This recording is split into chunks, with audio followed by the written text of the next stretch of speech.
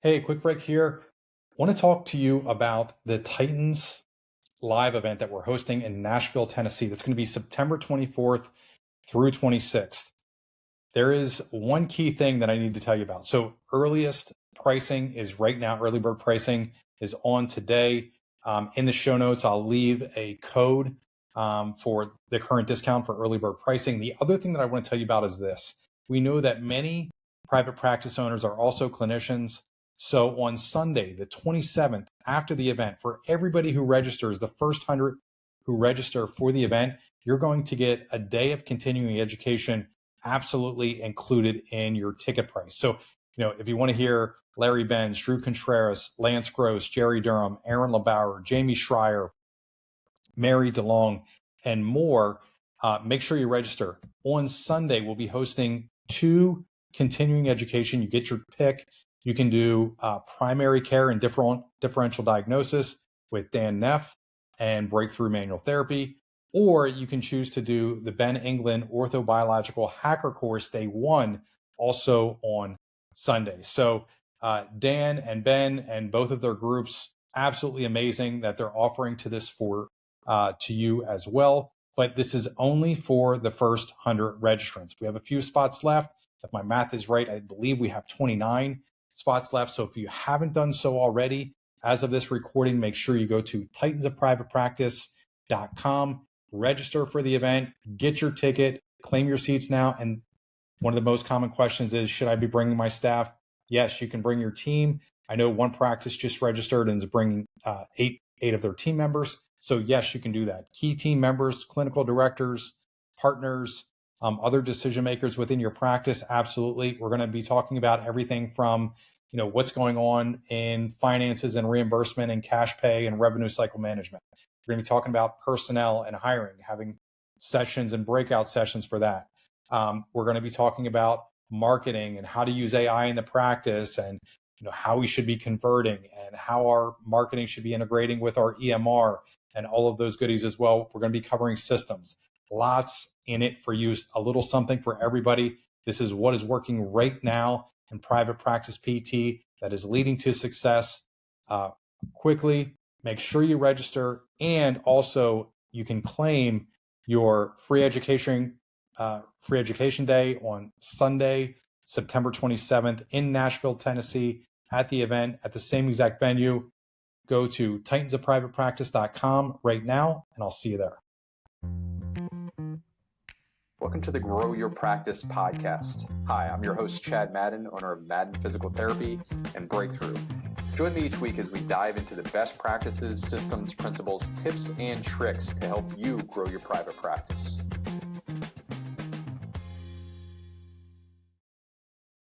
Hey everybody, Chad Madden here with another episode of the Grow Your Practice podcast. And today we have a special guest.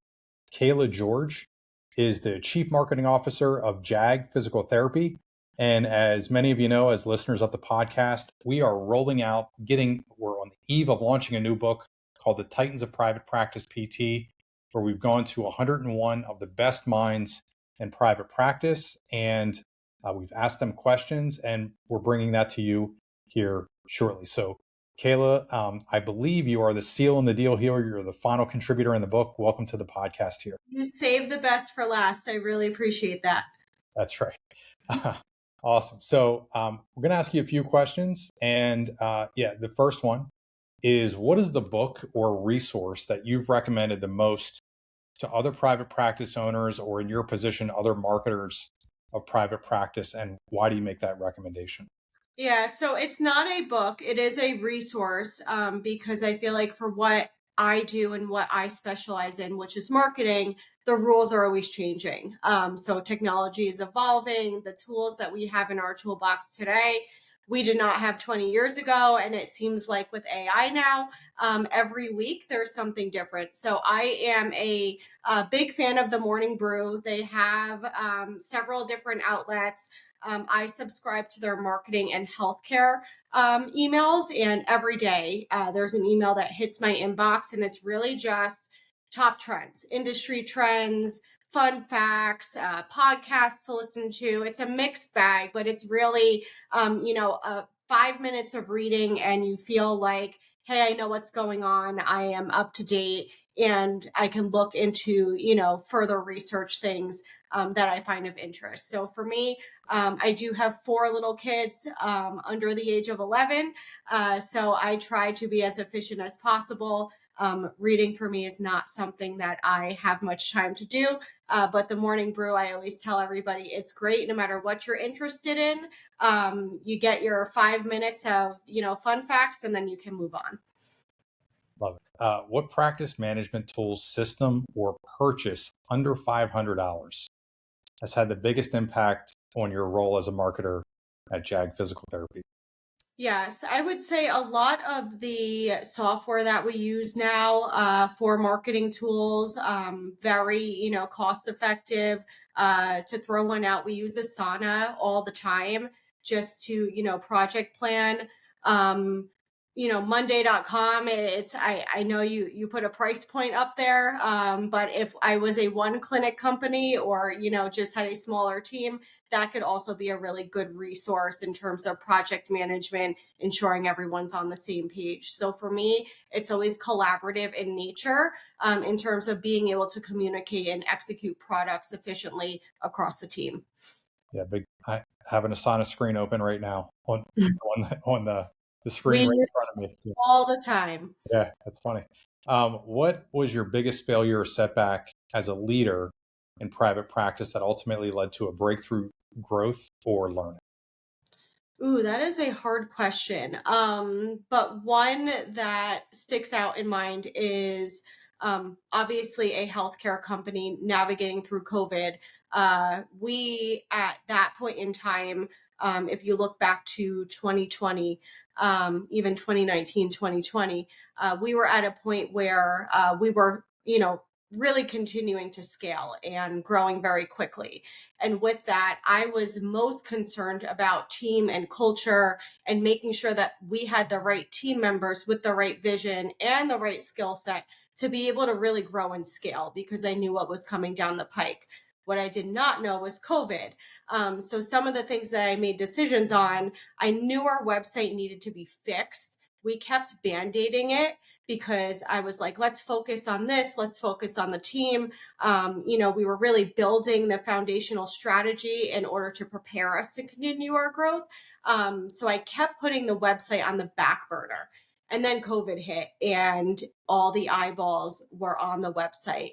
And that functionality. So I think for me, in retrospect, band-aiding things that I knew were going to be important for us was a little bit of a mistake. But the breakthrough after that is we did have a chance to really sit down, organize, and say, what do we want the next 10 years to look like in terms of our digital infrastructure?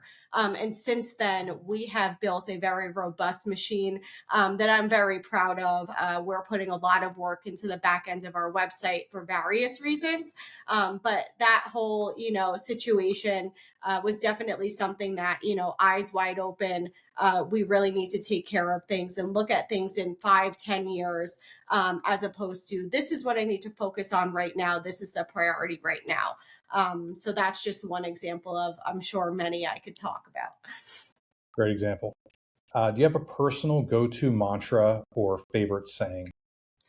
My mantra is just lead with positivity.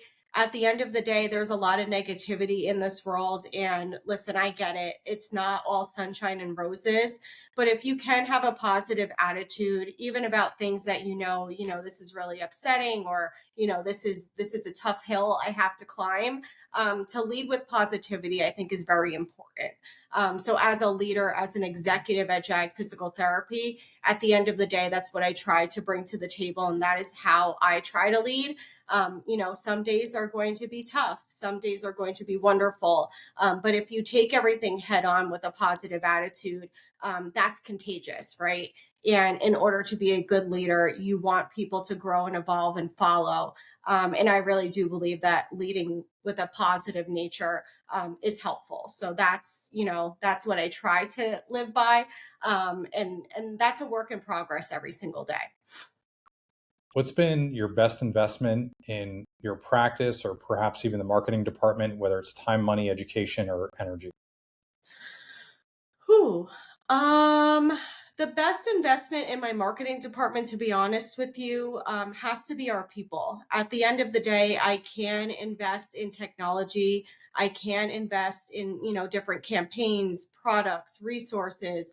But it's really a team-based environment to get the job done, and to manage a practice that's growing constantly. We are just shy of 200 locations. And with that, a team based environment and everyone being on the same page is important. So for me, it's people over everything. And I do try my best to invest the time and resources into our team in order to have a great culture, build a culture that, people want to be a part of, and ensure that we're continuing to get the job done, and working towards the same common goal. So investment in people will always win for me. I was an athlete, so I run a very team based environment. And it would be a lie if I was to say anything different. Cool. Have to follow up with something off script here. What type of athlete were you? What was your I sport? played soccer. So I played soccer in high school. I played Division 1 for Rider University. And I would still be playing today, but I've always had a fear that I would tear my ACL. And I got through all my years with not one ACL injury. So I've hung up the cleats and now I just coach the boys. Nice. What's an unconventional practice management approach or weird habit that works surprisingly well for you? Weird habit. Yeah, that. What you Exactly. I am not prepared for this one. I would say just unconventional in nature is I'll place the team in a room and I'll throw a subject matter at them and we'll just start to spitball a little bit. Not preparing, just marketing's a very creative, industry.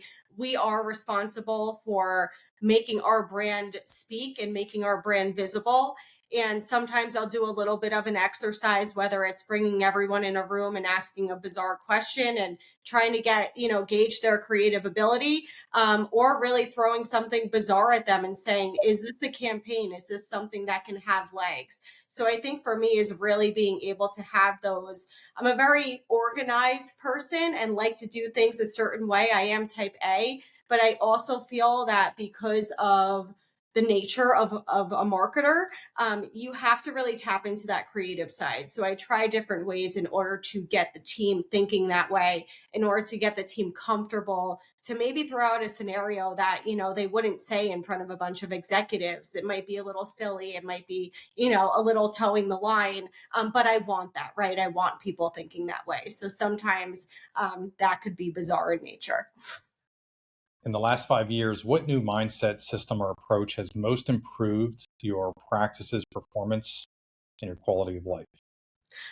I mean, I have no idea how many people have answered this question the same way, but it's the AI resources that we have at our fingertips. What I am able to do today, plugging in a couple keywords, would be a full-time job essentially. Research, creative, even captions, all of that that goes into marketing, ideas, concepts. AI has given us the great ability to create such efficiency and do things so much quicker, and fact check and gather information, that it has really done a lot for all industries, quite frankly. But for what we do and what our team leverages, it's been night and day, and that is growing. And it's not only on the efficiency side of what we're doing, it's also on the results side. The marketing team is responsible for lead generation. We are responsible for maintaining, updating, navigating, strategizing our website, and everything that goes into it. And now we're seeing, similar to Google, these search engines are really giving people the information they need. So our website needs to be able to narrate that. We need to be able to point the focus. We need to be able to answer the questions, not just through Google now, but through the Chat GPT and all of the other AI tools that are out there. So it's an opportunity for sure, but it's also part of the nature of what we're doing. And we have to understand what goes beyond that, so that we can ensure that people are finding JAG physical therapy. What advice would you give to a private practice owner about to open their first location, and what conventional wisdom should they ignore? Yes. So first and foremost, everyone is going to say, hey, there's physical therapy on every corner. It's everywhere. You're not going to survive. Maybe you're out of network. Maybe you're a specialist. How are you going to sustain? At the end of the day, healthcare lives in the community. And I will, back that up every single day. You need to start foundational. The community needs to know who you are. You need to know exactly the demographic that you're treating and be there for those people. So, for us, I'll give an example. We look at a 3 to 5 mile radius surrounding every facility. And that's our sweet spot. We want to know the mayor's office. We want to know if they're having community events. We want to be out there educating.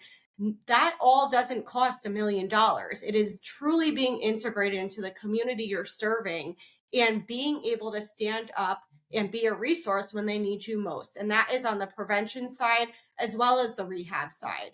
And with that, if you have the community, if you're in the community, that's going to, be the foundation of your success. And then all you have to do is build on that. But I'll back it up every day. Healthcare lives in the community. And as a single practice, if I was going to go and start Kayla George physical therapy, which I cannot, I am not a licensed clinician, so no one wants me treating them. But if I was to go do it today, that would be the first thing. I would go, I'd be in the community. I would spend the time and resources in the community. And when I started getting those first patients, I'd learn about them. What do they do? Can they link me to something else? Are they involved in anything? And really learn who that population is that I'm treating. What are your worst pieces of advice that you commonly hear given to practice owners, or it could be specific to marketing, but you hear that in private practice marketing?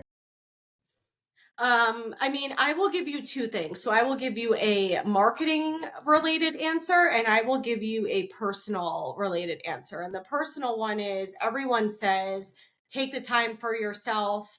Everybody manages their schedule a little bit differently. At the end of the day, if you are a private practice owner, if you are running your own business, that is your life. And you don't have time to kind of sit and relax and take all that time for yourself. Yes, work it in your schedule, find out what works for you. Like I mentioned, I have 4 children. I don't work 24/7. When I'm on, I'm on. And if I have to step away from something family related because there is an emergency or something that requires my attention or a team member needs me, that's built into the culture of my lifestyle. So you really have to, if you are a business owner, if you are, navigating your own private practice, understand it is not, it's easier to balance the work and life than to completely separate it. And you have to enjoy what you're doing each and every day. And if that is the case, there is no taking time for me because this is what I like to do. This is what I'm showing up to do every single day. I would say from a marketer's point of view, the piece of advice that I often give is to continue honing your skills and to, be as broad as possible. So that means understanding every single layer of a marketing funnel. But the fact of the matter is, although I say that and I want the team to really understand all the different layers, there does need to be a specialization of what we do, especially as you're growing a team. So I need someone that specializes in grassroots marketing or digital marketing or creative. I want them to understand everything, but I want them to hone their skills. And I feel like sometimes I kind of get caught in that because I'm the same way. I want to understand everything. It is my job as the CMO to also navigate, manage, strategize everything. But I do find myself always, going back to I want to specialize in this or I like this. What have you gotten better at saying no to as a leader? And how do you protect your time and energy? You mentioned you have the 4 young children, so a lot of responsibility at both home and work. So how do you protect your time and energy from the endless demands of running the marketing department? So it's I've learned the ability to say no in a way that isn't disrespectful. So when I, first came into JAG, John brought me on as a kid. I worked for a marketing agency. JAG was one of my clients. John told me this, big story one day of this is my passion. This is what I want to do. This is how we're going to grow. And I really dug into that and believed that and continued to grow and evolve there. Sorry, I lost my train of thought. What was the question? What have you gotten better at saying no to as a Saying leader? no. Okay. So what I've gotten better at is the ability to say no. As a marketer, we're always getting inbounds from, advertisers, people wanting us to, contribute to community events, digital marketing agencies that want us to, use them as a resource, promotional product companies that want to come and sell us products or services or banners or promotional items. And I would take every meeting. And I've realized that time is very important, productivity is very important. So I can't take the meeting anymore. And to be respectful to the other side, I don't like to waste anyone's time either. So I am very strategic in the meetings that I'm going to take. Is there an opportunity for us to really move forward? Is it the right time? And if it's not, I'm very honest. Like, hey, it sounds like you have a great product or service. It sounds like your technology can really help us, but we are not in a position to implement something like that at this time. I don't want to waste your time. I don't want to waste mine. But I'm just being very transparent in it's not the right time.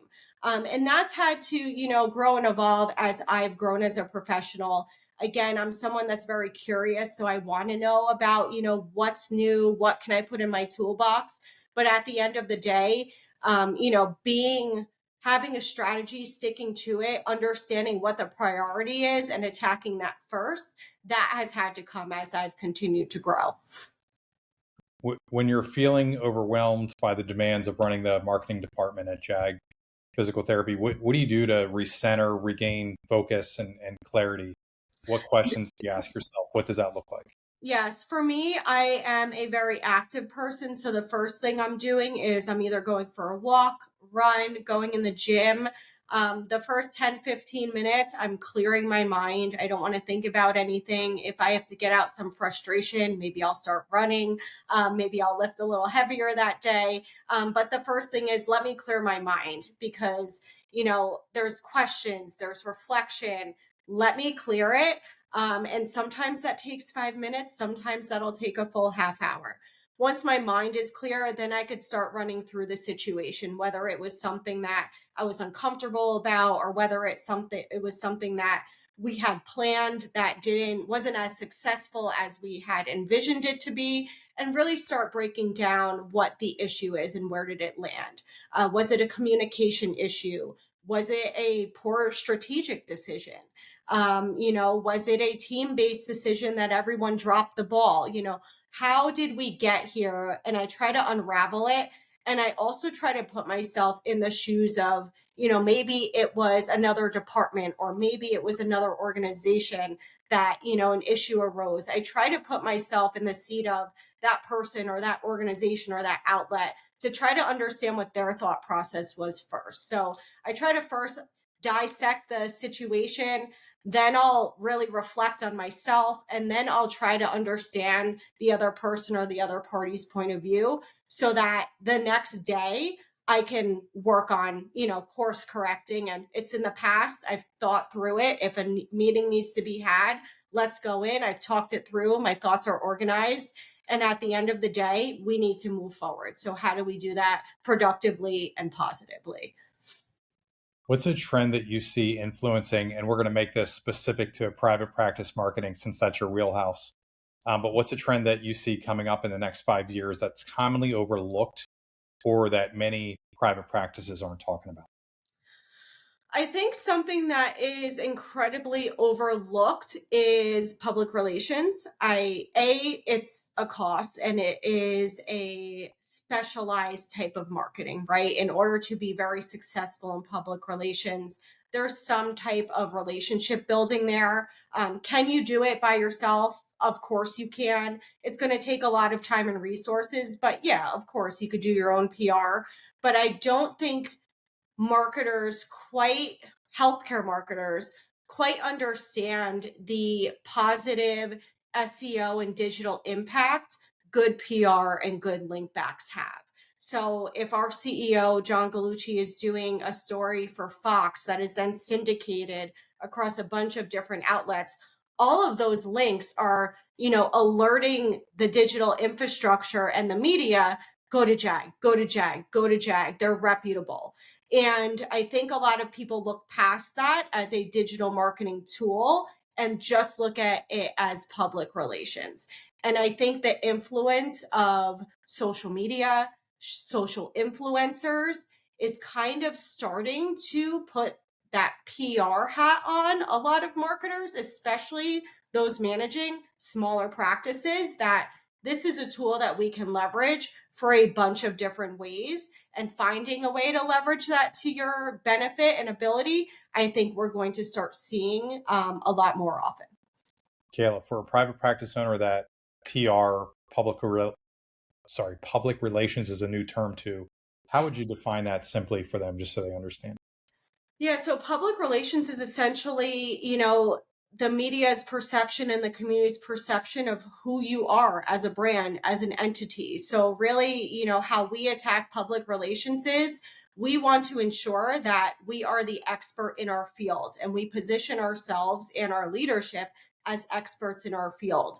And our public relations strategy is really indicative of who are we as a brand, where are we, what do we want to be remembered for, and making sure that those messages are visible and continuing to percolate, innovate, and remain visible. So it's not just a one and done article. It's how do we continue to stay relevant? How do we continue to stay visible? And how do we continue to take our brand model, those messages that we want people to know and recognize and remember us for, and put that out in a way that's impactful?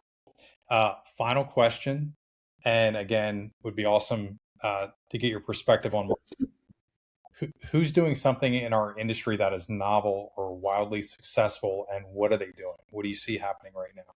I wouldn't say it's a who. I would say it's probably a group of companies that are really leveraging the technology at our fingertips in a way that's not taking away staff, but creating efficiencies for the staff. And I've spoke on this from a marketing component, but I will speak on this from a clinical component because we're talking about healthcare and physical therapy practices. So for us, and we are one of those companies, we are now equipping our clinicians with AI technology that is assisting them with their note writing, that is assisting them with their administrative burden. Those job duties that used to take maybe an hour are now taking minutes. And allowing them those efficiencies and giving them those tools to be more efficient is allowing them more time with their patients. And so there's not just us, but a lot of physical therapy companies are starting to leverage that technology. And hey, I don't want to replace staff, but how do I ensure that the staff that I have is more efficient, and that they're not going home and spending an hour note writing? They're not going home and managing things that they should have been able to do at the office. Love it. Kayla, this has been absolutely amazing. Thank you so much for being on the podcast here and contributing to the Titans book. Thank you for having me. Hey, quick break here. I want to talk to you about the Titans live event that we're hosting in Nashville, Tennessee. That's going to be September 24th through 26th. There is one key thing that I need to tell you about. So earliest pricing is right now. Early bird pricing is on today. In the show notes, I'll leave a code for the current discount for early bird pricing. The other thing that I want to tell you about is this. We know that many private practice owners are also clinicians.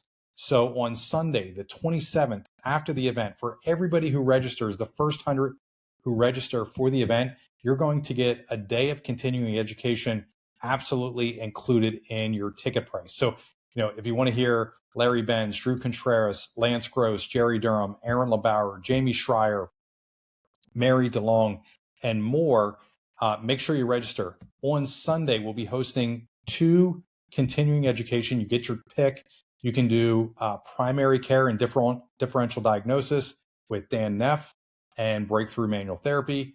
Or you can choose to do the Ben England orthobiological hacker course day 1, also on Sunday. So Dan and Ben and both of their groups, absolutely amazing that they're offering to this for to you as well. But this is only for the first 100 registrants. We have a few spots left. If my math is right, I believe we have 29 spots left. So if you haven't done so already, as of this recording, make sure you go to titansofprivatepractice.com, register for the event, get your ticket, claim your seats now. And one of the most common questions is, should I be bringing my staff?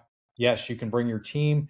I know one practice just registered and is bringing eight of their team members. So yes, you can do that. Key team members, clinical directors, partners, other decision makers within your practice, absolutely. We're going to be talking about everything from what's going on in finances and reimbursement and cash pay and revenue cycle management.